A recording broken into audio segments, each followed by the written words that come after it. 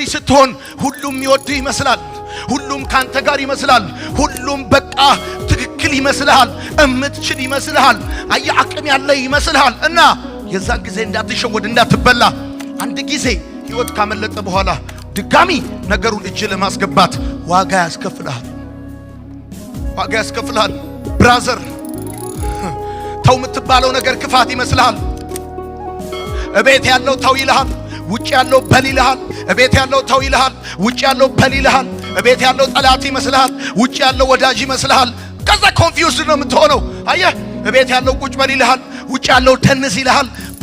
በቃ ከዛስ ሁሉ ነገር ትክክል ነው የሚመስልህ ምክር መስቀለኛ መንገድ ላይ የቆመ የስኬት ቀስት ነው ልምድ ካለው ሰው የሚገኝ